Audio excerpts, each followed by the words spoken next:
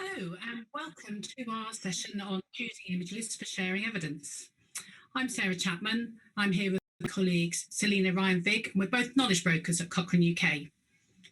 Before we start, a bit of housekeeping.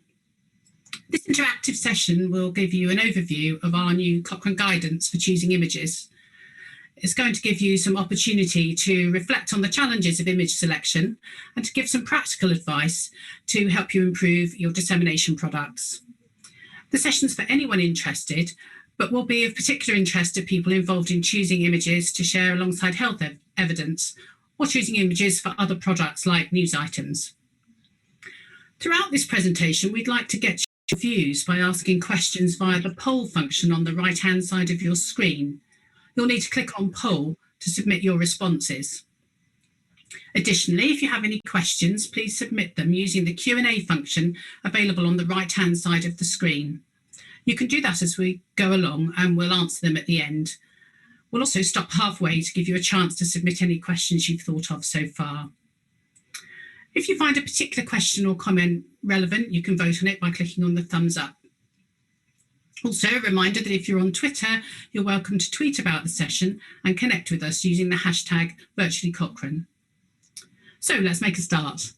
We've developed this resource for anyone who needs to choose images for a dissemination product based on a Cochrane review or other products, such as news items for websites or images for tweets. We've developed it with the help of a global advisory group and additional colleagues with the support of Cochrane's central knowledge translation team. And the guide's based on and consistent with Cochrane's dissemination checklist. Here are some images used alongside a recent news story which ran in the British media. It was about how over 50s are rushing to book holidays after having their COVID vaccination. These examples bring to the fore lots of the challenges that we're presented with when we're choosing images for Cochrane products, but they also signpost to some of the solutions.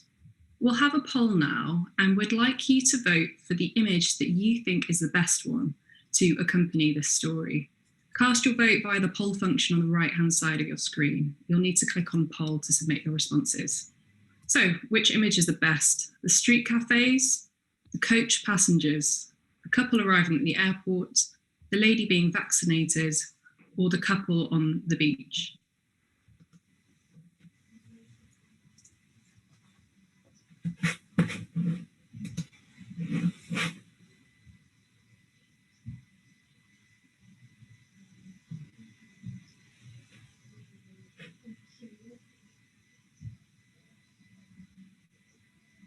Just allowing a little bit more time for the vote to come through.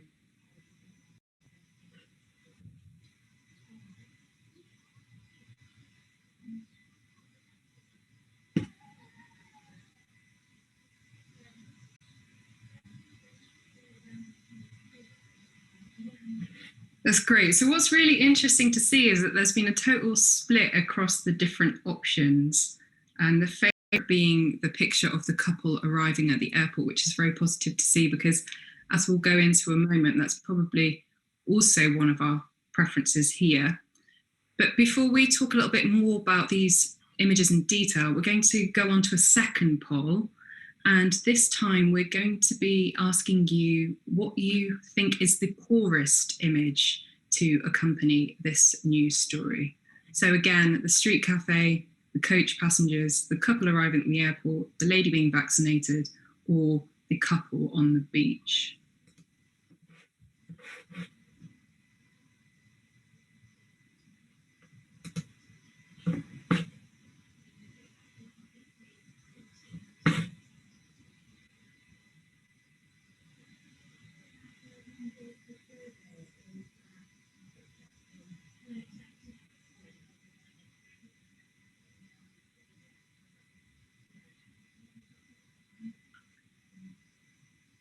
It looks like we've got a little bit of a head with the polls then. We've skipped forward to a future poll, but we'll talk through some of the issues with these images anyway. So one of the things that we need to think about with an image is the appropriateness of that image in a given context, and we need to show best practice.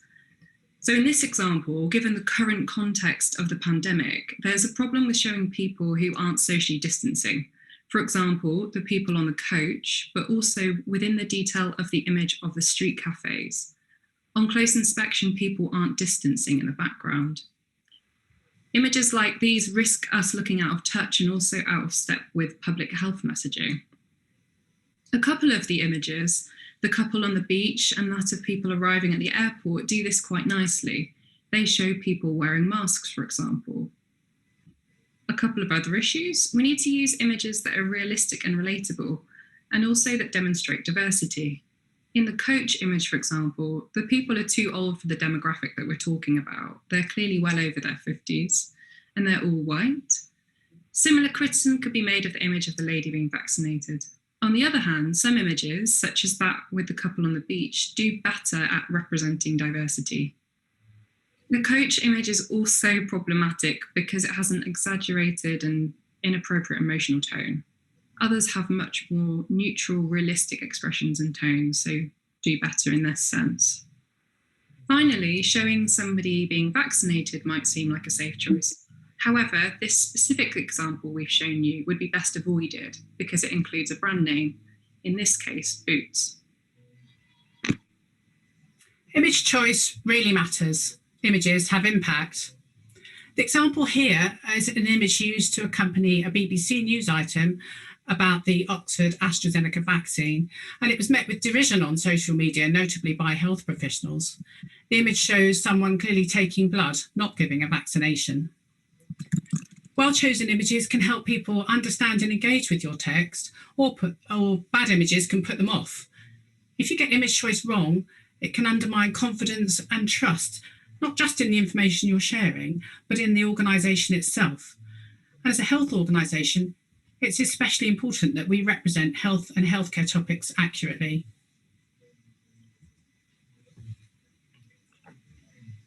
Here's an overview of what's included in the guide itself. We're going to talk through some of the items in the guide, and we've selected one or two examples to illustrate some of those items. But this presentation isn't intending to be a comprehensive overview. Many items have multiple aspects to them, so we do encourage you that if you're interested, please do take a look at the full guide. The checklist included in the guide has separate items, but there's lots of overlap. And that's because when choosing images, you often have to be thinking about a lot of things at once. We'd also like to flag that the guidance includes advice on technical aspects of using images. Again, we're not going to go through these in this talk, but we'd just like to really highlight that they're there. So this includes advice on ensuring that you have the correct permissions to use an image, that it's of sufficient resolution and not fuzzy or distorted, that you add an appropriate text description of images for visually impaired people, and that you credit the image where that's appropriate or necessary. Appendix 1 also has lots of good examples of sources of images, many of which are free and some of which are healthcare specific. For example, the American Academy of Pediatrics has a really good library of realistic vaccination photos. So we're going to move on to some of the items in the checklist now. This one is about involving your target audience and seeking their feedback. This might be as simple as just checking with one person with relevant expertise. When we were preparing a blog about treatment for neonatal jaundice, we initially picked the image on the left. We thought this might be suitable, but we knew we should check with Katie, who was the paediatrician who'd written the blog. She told us, the picture's nice, but that's quite an old-fashioned phototherapy lamp. We asked her to look for something more suitable in a stock library. She found lots of images showing phototherapy being used incorrectly. One even showed a baby fully dressed under the lamp. She was very keen to show best practice, as were we. And that was a problem because there were some otherwise quite nice images of babies who were lying on their fronts, but they weren't obviously being monitored, and that posed a safety concern. She recommended the image on the right, as she felt that accurately and safely represents phototherapy, so that was the one we used. And it's worth noting that in the stock library, the image was incorrectly labelled. We're now more conscious that we may not realise what we don't know. Small details really matter, and people with the knowledge of those subjects will pick up errors very quickly.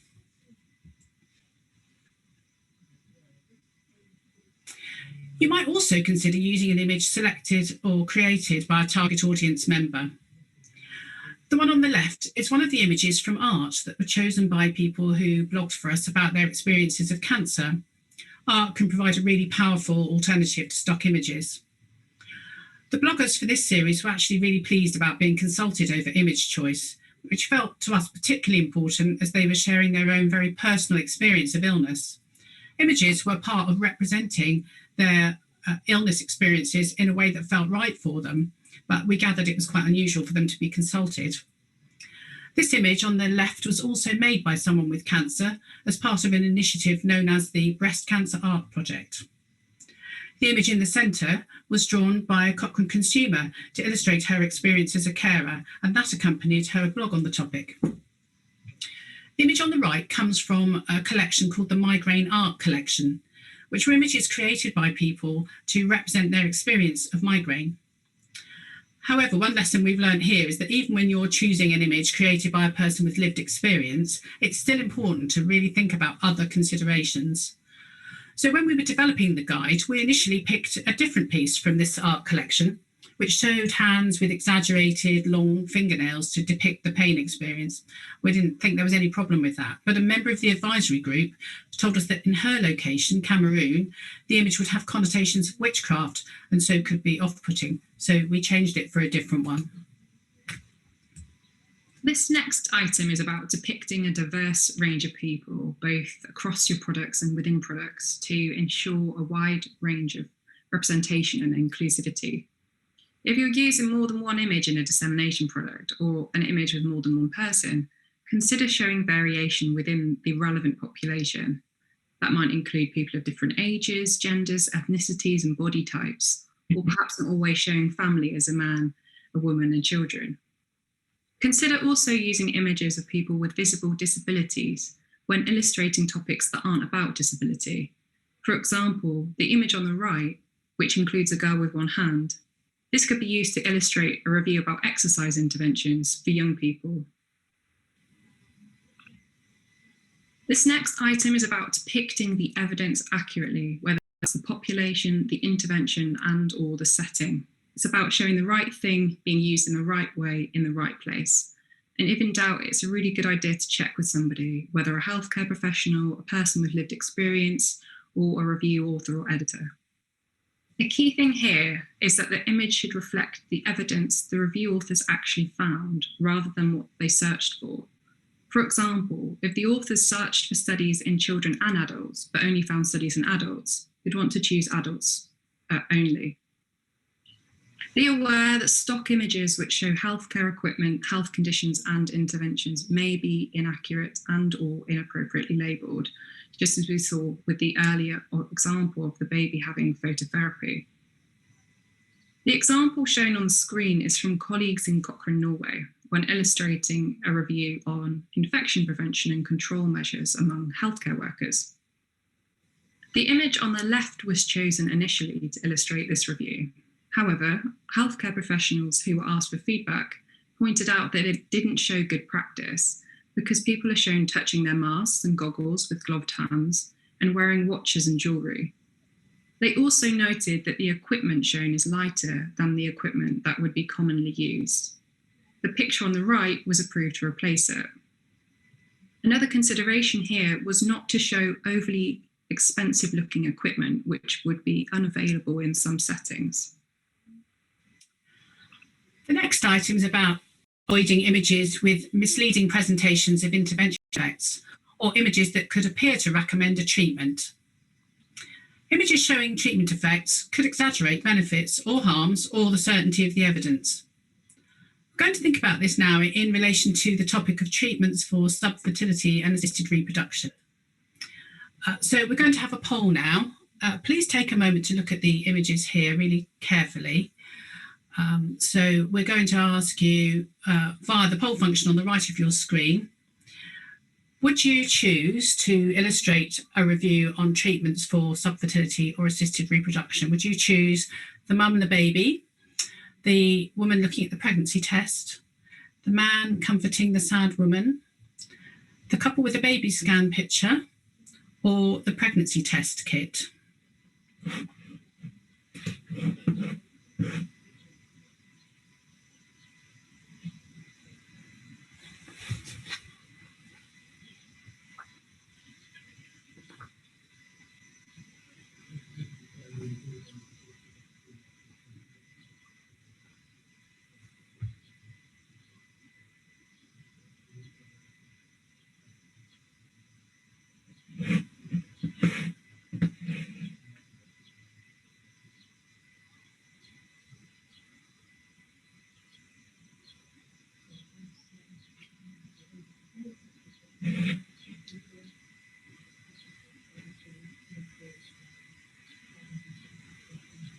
Okay, so there's a strong favour on the pregnancy test kit choice there.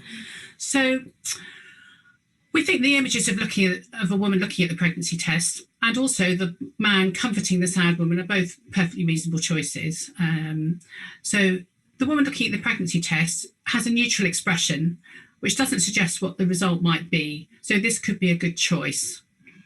The sad couple might also be suitable. It doesn't particularly imply an effect of the intervention either way. It could just be seen as showing their experience of the health condition and the stress of undergoing treatment. Other suitable alternatives not shown here could include an image of a consultation with a health professional or images showing other aspects of a person's experience of the health condition and of treatment. The images of mum and baby and the couple with a baby scan could imply that treatment will result in a pregnancy or a live birth. And these are risky choices to illustrate a review on fertility treatments. Even if the treatment was shown to have a beneficial effect, such as increasing the number of live births, this effect wouldn't be experienced by all women having this treatment. As for the image with just the pregnancy test kit, often showing equipment or a medical device relevant to a particular topic might be a safe way of avoiding implying anything about the effects of the treatment. But in this case, the image is best avoided because it shows a brand name. And that leads us on to the next item in the checklist. So this is about avoiding depicting a particular brand or trade name of medications and also bear in mind equipment, as this could appear to endorse it or suggest vested interests. It's really important to ensure that the images you choose of alternatives are accurate though, because that's important for credibility. So in the example here, the medication comes as a white tablet. So the image on the top right wouldn't be an appropriate alternative to the image showing the brand name Ritalin, but we could use the bottom image. We're going to pause now just to allow you a couple of moments to type in questions that you might have thought of so far during the first half of this presentation. You're welcome to submit them using the Q&A function on the right-hand side of the screen. We'll be answering these and any other questions that you might have from this point onwards at the end.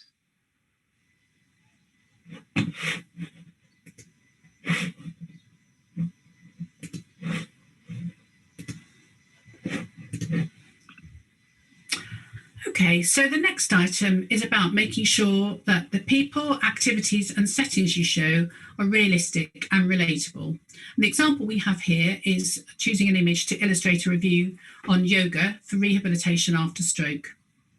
Although in both the images, the people shown are the right demographic, that's people in their 60s, and carrying out the right intervention, yoga, for the review, the image on the left shows an unrealistic level of physical functioning. The image on the right may be more realistic and relatable for people rehabilitating after stroke. In choosing images that are realistic and relatable, it's important to consider showing natural and often neutral facial expressions, which are quite rare in stock libraries, which are appropriate for many healthcare situations. Stock images can so often feel posed and unrealistic with nothing between delight and complete distress. It's important to consider showing a realistic variety of experience and activity for people living with a health condition, and that includes positive, neutral and negative aspects, and also just doing everyday things. The examples here are possible images used to illustrate Cochrane reviews on common mental health problems, such as depression and anxiety. There are lots of considerations when selecting images to share with evidence on mental health problems. One of them is triggers, and we'll be coming back to that because that was so important. It's got an item in its own right. It's important to use images that represent the variety of people's experience of mental health problems, not just a cliched version of it, and to avoid contributing to mental health stigma. The image on the top left is an example of what's sometimes called a head clutcher image, commonly used to illustrate mental health problems by depicting someone holding their head in their hands. Now, some people find these relatable, but this type of image has been criticised as perpetuating a stereotype of what mental distress looks like. The other images may be preferable. On the top right, that shows two people engaged in an everyday activity, a contrast to the more commonly used images of a person isolated. It could suggest comfort and support. It's a positive image. On the bottom left, that shows someone in a natural, subdued pose. And this challenges the stereotype of mental distress being clearly visible. Images of art, including those created by people with lived experience of health condition, as we've already said, can be highly impactful and relatable choices. That one in the bottom row in the middle is an illustration done by someone in the UK about their own experience of living with obsessive compulsive disorder and the quest for information about it. And on the right, we have the sculpture Melancholy, which is a powerful example. This next item is about thinking about the appropriateness and acceptability of an image in a given setting and culture. It's about considering whether an image is going to be appropriate in the settings for which your dissemination product is intended. The example shown here, an image showing people touching on the top row, might be unacceptable in some cultures, so consider instead using images on the bottom row, for example, that avoid showing physical touch, except of course where touch is a necessary part of that intervention, for example, inserting a cannula. If you're trying to illustrate something from a culture that's not your own or with which you're not familiar, then you should consult someone with suitable knowledge or even use an alternative. Be aware also of current context. Major external events could make an image inappropriate.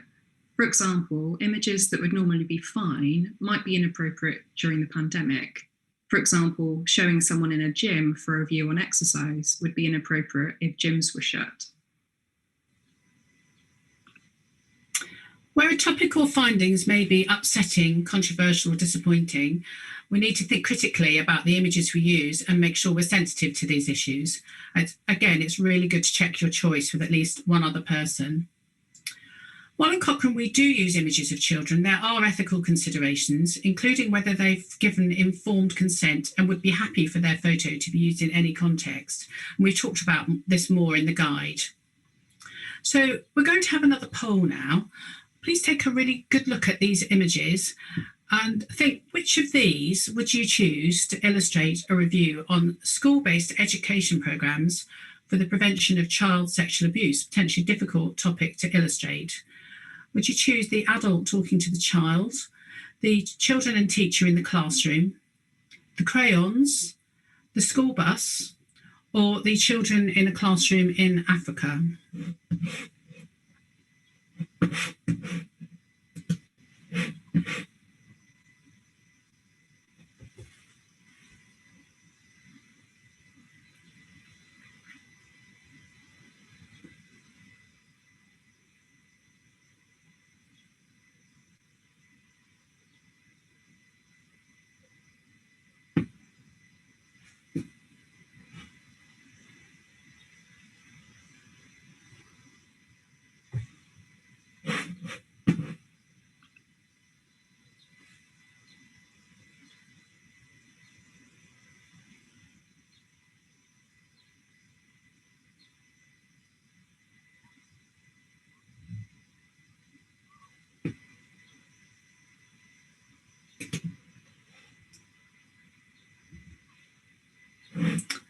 Okay, that's interesting to see. And this is, of course, a difficult subject to illustrate, and there's some quite complex considerations here. So here are some things that we thought we should consider about this example. The first thing is, can the image help readers make a link with the topic? In a way, all of these images help readers make a link with the topic, but there are good ways of doing this without showing children. The school bus and the crayons are possible ways to indicate the topic of school. Images of a school building or empty classroom would be alternatives. The next thing is it necessary to show children's faces? It was interesting that quite a lot of you chose the one of the back views of the children, and we think that has a lot going for it, that choice. If you do choose an image with children, it's generally best to avoid showing their faces, especially where there are plenty of good alternatives to help people link the image with the subject matter. So the second one is a way of doing that. Another consideration is, does it reflect the studies included in the review? And this is something we always think about, not just with this kind of subject. So the image of crayons suggests a link with children, possibly with school, and they're the type of writing things used with by young children, an age group which is included in this review. So we might not have picked that if it had just been older children. As for the last image, the studies in the Cochrane Review were conducted in North America, Europe and Asia. So this image doesn't reflect the population actually studied. But if you think about thinking about whether the image is right for your setting, if you were wanting to share this dissemination product in an African country, you might want to choose that because it reflects your setting. And then the last point about this is, does it show best practice? Image number 1 with the teacher talking to the girl, that some of you chose that, but when we looked at that carefully, we thought that is quite problematic because as well as showing the girl's face, in the context of this review, that girl and teacher could be seen to be discussing a disclosure of sexual abuse, but the image doesn't show best practice because another child is present. This next item is about avoiding images that might stigmatise, reinforce stereotypes, or could be dehumanising, such as images that crop out people's heads without a clear reason for doing that. The image on the right might be a more positive, respectful alternative for illustrating a review about overweight and obesity. Consider images also that challenge stereotypes and offer positive alternatives. For example, consider showing both men and women of different ethnicities as nurses or surgeons, if that reflects the reality of your location.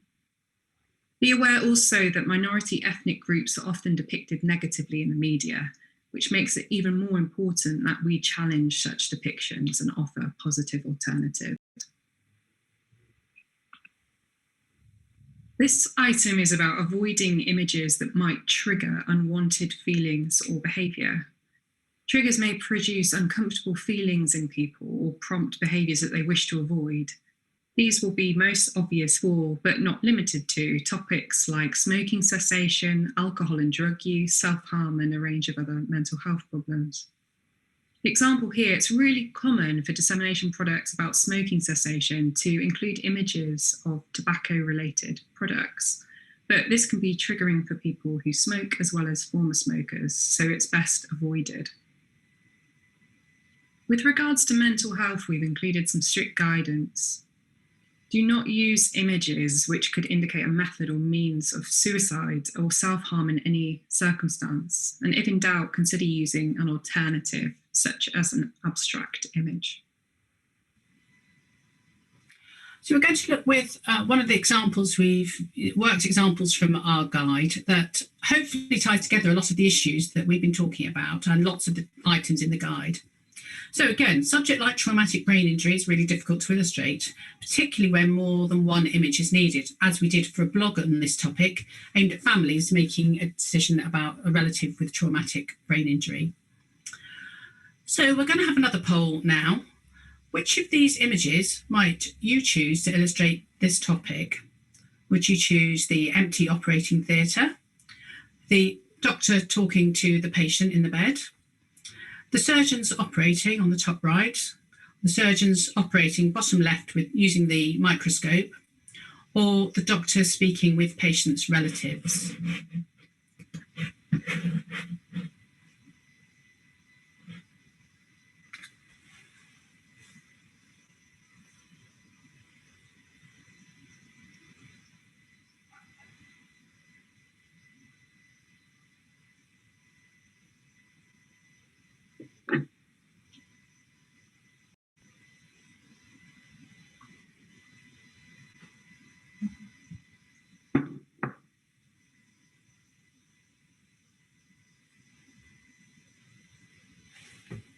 Okay, quite a split, which I think just isn't surprising given the difficulty of illustrating this.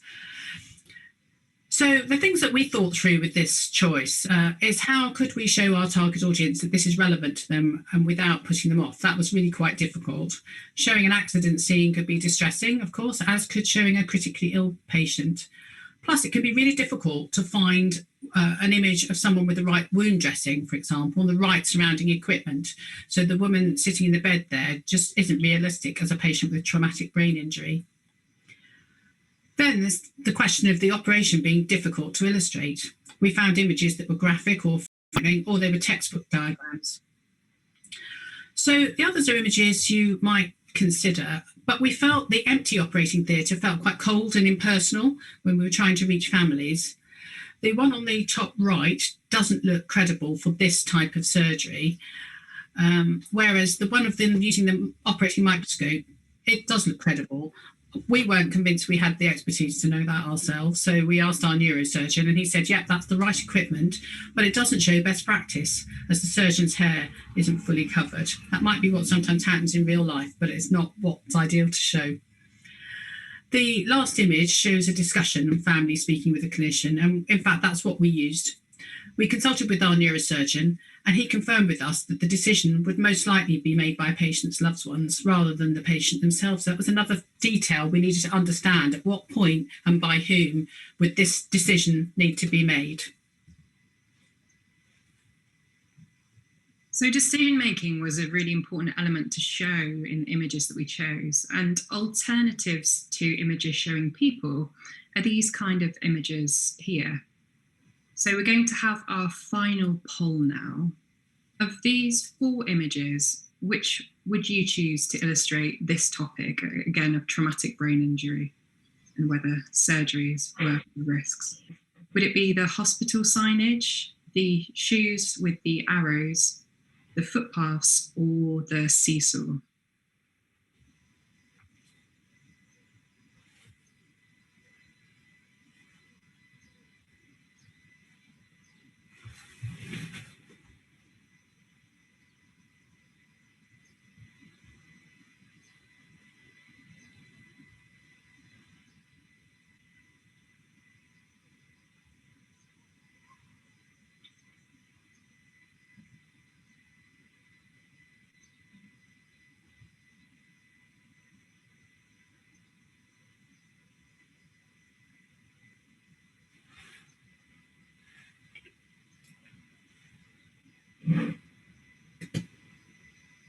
So it's interesting to see there that the hospital signage seems to be the winning image for you, and the shoes and arrows the least favourite, and we'd probably agree with that actually. So the image of the red shoes indicates decision making, but we felt that for this topic it really strikes the wrong emotional tone.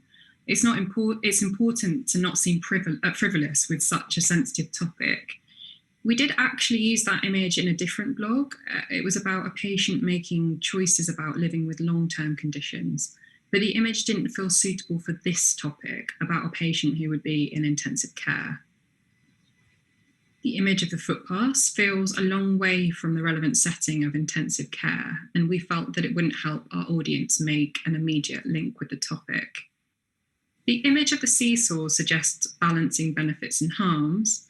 However, it suggests a weighted decision, in this case, a risk that outweighs the benefits, and we didn't want to suggest that this was the case. In the end, we chose the image showing the surgery sign. It both suggests a hospital setting, but also the arrows going in different directions, one to the wards and one to surgery, suggests a choice. However, it's important to be aware that for translation purposes, any images with words in it can present a problem. Anyone translating the blog might choose to substitute that image for one that doesn't contain text. So a last thing we just wanted to flag is that cartoons or graphics can be a useful alternative, particularly if you're struggling to find appropriate photos. But the same rules apply. You need to think about accuracy, diversity, sensitivity, and so on. So the image on the right, it's important at the moment that we show healthcare professionals wearing masks during the pandemic. So a couple of key take-home points that we'd really like you to hang on to. One is to check every single detail of an image, because people with expertise will spot errors, and it's got to be accurate and credible across the whole thing. And to check with someone with that relevant expertise if you have any doubts at all. And we hope you'll explore and use the guide to choosing images. We'd love to hear from you if you do, and to know how that's helped, or if there's anything you think we've missed. Thank you for listening. So just to say as well that you can find the full guide on the Cochrane training website. Thank you very much for listening. We can see there have been a number of questions in the chat, but if you have any more questions do feel free to type them into the live Q&A now. We do hope that you might be able to apply this learning to your own work, but also maybe to be better able to spot issues with images you see in the media. So we'll just start with, we'll begin with the first question, and I'll ask you, Sarah, first, and then I'll respond after you. So what's the most difficult thing that you've had to illustrate and why? The obvious thing that springs to mind was we did a whole series on called The Problem with Sex, about sexual health problems across lots of different health conditions. And it was a whole series of about 8 or 9 blogs, massive challenge, lots of really interesting conversations in the office about whether we were striking the right tone. And as with all special series, we had to get variety. We didn't just want to use pictures of discussions or just photos. But it worked really well, and we had a lot of really positive responses to what we did choose. You can go to Evidence in Cochrane and look and see what we ended up with. But I think what was key, really, obviously we didn't have the guide then, we hadn't made it, but bearing in mind the need to be respectful and sensitive. But we went for quite a few abstract images, and images with people we were just careful that we were respectful, and totally knew what we had to avoid, because if you search for sexual problems in a stock library, you will get terrible, terrible, terrible images that fall into a few sort of main categories. And so that was easy, what we didn't want to do. And what we did want to do was a harder thing to achieve, but we were really pleased with what we ended up with. And just to follow on from that, I would say that we also had some challenges with choosing images to illustrate blogs in our recent series on endometriosis. For example, we're trying to illustrate a blog about surgery for a painful condition. And on the one hand, there's a risk of showing surgical settings or procedures that could be off-putting or distressing. And on the other hand, you have some very cliched stock images of people holding their stomach, kind of grimacing with cramps. So we contacted, to get around some of these issues, we contacted a couple of artists who do art to represent either their own experience of endometriosis or the experience of others. We find with this series and with others that using artwork can be a relatable and authentic and respectful alternative to stock images. So if we move on to the next question, I see you mentioning stock images all the time, both on this talk and in the PDF guide that we have produced. Does it mean that Cochrane pays for these photos? Are they available, paid for disseminating all Cochrane reviews? So anybody who works within Cochrane is able to have access to a shared Dropbox folder. Cochrane organises and manages this centrally. The best thing to do is to get in touch with Mariah, who works in the knowledge translation team, to ask for access to that folder. And the folder, you can search it by keyword, and there are also subfolders with focused on different topics. So the best thing to do is to get into touch with Mariah about that. It's also really worth, I think, just flagging that there are sources of free photographs that are worth exploring. And we've got a section in the guide about sources of photos. We quite often go to unsplash.com. That's a good source. Welcome Images have free to use images. And of course, what Selina just mentioned about contacting artists, often they're very happy to have their work shared and used. So there are mercifully alternatives to stock. The next question, if you spot an image online that you feel is really inappropriate, would you suggest letting that person know, particularly if it is a larger organisation? And do you have any tips for doing that? I would personally say I don't think that's a problem at all. I think on the occasion where we have had individuals get in touch with us to flag something in particular about an image, we have actually just really appreciated that. I think a lot of, sorry, go. No, go ahead, Sarah. I think a lot of it's quite a grey area, because we mentioned earlier on about smoking, pictures of cigarettes and smoking paraphernalia being triggering. We hadn't sort of appreciated this till quite recently. WHO, I think I'm right in saying, and other big organisations still use these kind of pictures for illustrating smoking cessation campaigns. And I think we've kind of tried to put our own house in order and try to inform ourselves about what's good practice. I'm not sure how much we can influence others in doing that. And again, about using images of children. It's really interesting. If you go and look in the guide at the little bit that we were sort of looking into, lots of I don't think Cochrane even has got a policy about this. We've just had to make our own sort of decisions about this. So there's quite a lot of grey, difficult. So another question, is there a balance to be found between reflecting real life and showing best practice? I think we tend to err on the side of showing best practice. Where it comes to something like one of the things that we fell down over was we showed what we thought, yeah, that's a real life image of a child on a school playing field using an asthma inhaler just directly. And we were very quickly criticised for that because that wasn't best practice. They should have been using a spacer. Now, we know realistically, and probably particularly on the school playing field, that's how they'd be using it. But we have some kind of responsibility as a health organisation to, that the images can be used as things for people to learn from in themselves, and it was important to get that right. So we changed that. However, just again thinking about one of the illustrations we've talked about, our colleagues in Cochrane Norway were trying to get that balance of what's real life and what's best practice in terms of PPE, and that's going to vary enormously with geographical setting. So there's also something there to think about, where are we sharing this? So another question, can you please give us an example, can you give us a source of information about potential triggers for smoking, for suicide, etc.? I'd like to read more about it and to prevent bad use of images. So we've gone into a lot more detail in the item on triggers in the full guide, and we've included references there, so please do take a look at that section. We developed that section with input from colleagues at the Common Mental Disorders Group, but you should find full references in the guide. Another question, have you been able to do any work to evaluate your use of images? Does this approach result in more clicks on blogs or reviews, fewer complaints, for example?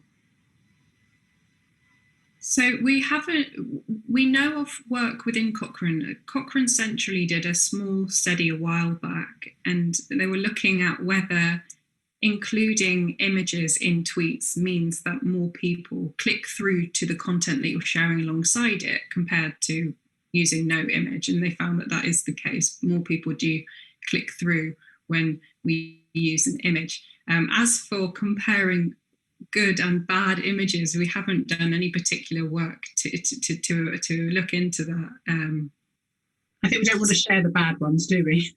No, exactly. It's a challenging thing to look into, really. I don't know if you had anything else to say about that, Sarah. So another question, what is the biggest change in choosing images in post-COVID and pre-COVID times regarding public health guidelines? It's given us a massive headache.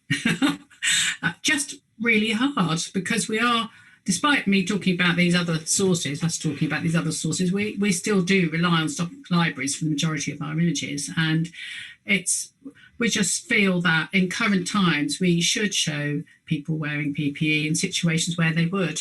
And we should show people social distancing, etc., etc. And it can be quite hard to find images that show that also tick all of our other boxes. We were thinking, if you look back at our blogs, some years hence, or hopefully even sooner than that, it'll reflect a strange time, because it'll so clearly show the sort of measures that we're taking now. I'm not sure if that's what that question meant, but I think that has been a big difference for us currently. So another question, is a bad image better than no image? This is an interesting one, because as we know, and as I just mentioned, we know that including an image does tend to increase click-through to the content that you're sharing along with the image, which is, a really important part of our work. We're trying to drive people to look at our content. But of course, there are, as we've talked throughout this presentation, big risks to choosing poor images. We can put people off, we can risk looking out of touch. And as a health organisation, it's really important that we are accurately, appropriately, realistically depicting health and healthcare topics. We can really undermine people's trust in us as an organisation if we don't do that well. So I suppose the key thing really is to, if possible, try and choose an image, but really do check its details. And if in doubt, try and check with somebody who has relevant expertise or experience in that area. I think it's quite interesting to think about your own response to what you considered to be a bad image. And one of my really, really early lessons in this whole business of images was seeing an NHS Choices page, I think it was, that was encouraging people in the UK to get out there and exercise. And they showed they accompanied it with a photograph of a woman exercising on a beautiful beach of the sort of Caribbean type. And the comments that it got, people saying that really wants to make me just go to the fridge and get a bottle of wine out and something to eat and sit on my sofa and not go out and exercise, because it doesn't look like that in Birmingham or indeed anywhere else here.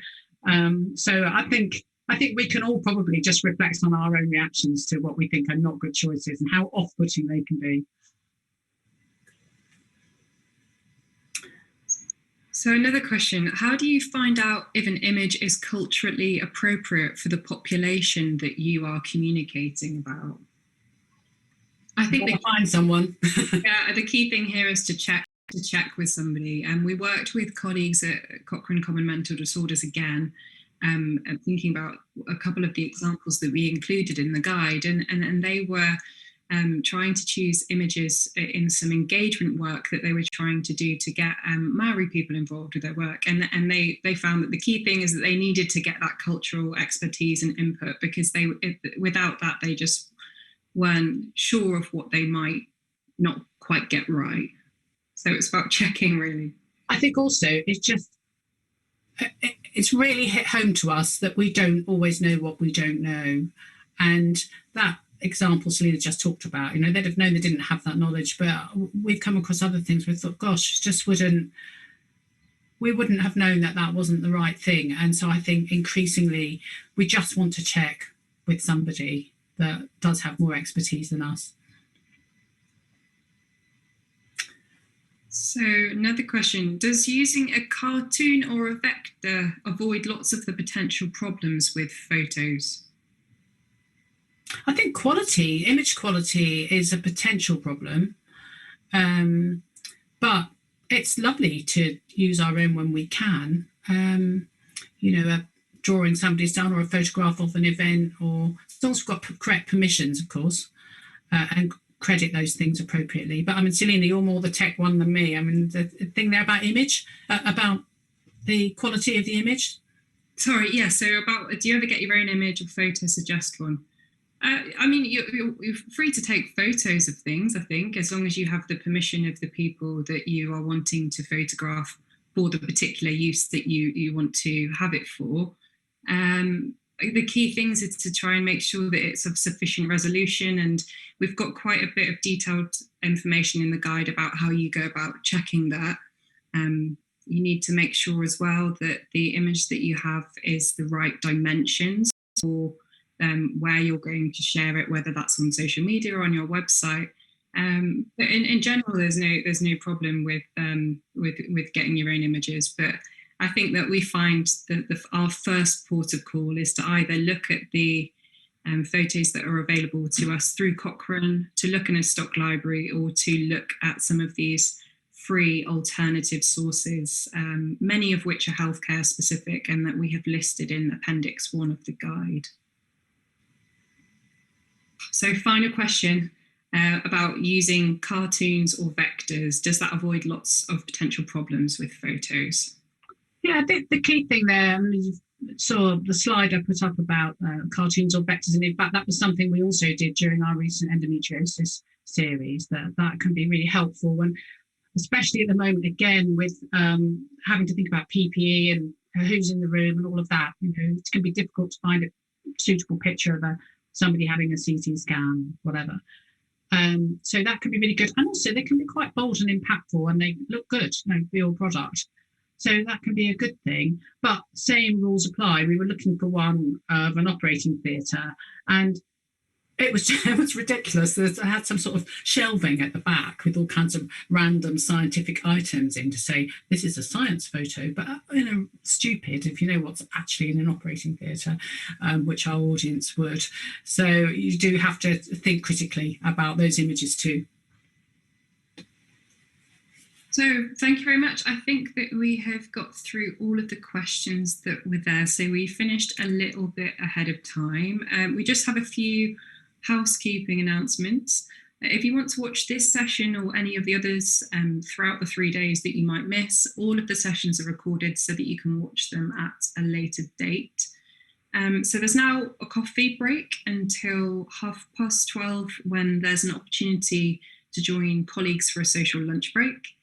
There'll be 9 topic rooms that you can choose from where you can meet with colleagues with similar interests and backgrounds. So that's at 12:30 in the platform. You can also visit the Project Hub throughout the day and browse through some of the projects that we have in the area. And there are some opportunities to meet with some of the project representatives and our funders this afternoon. The full timetable of that can be found in the platform. So thank you very much for joining us today. Thank you.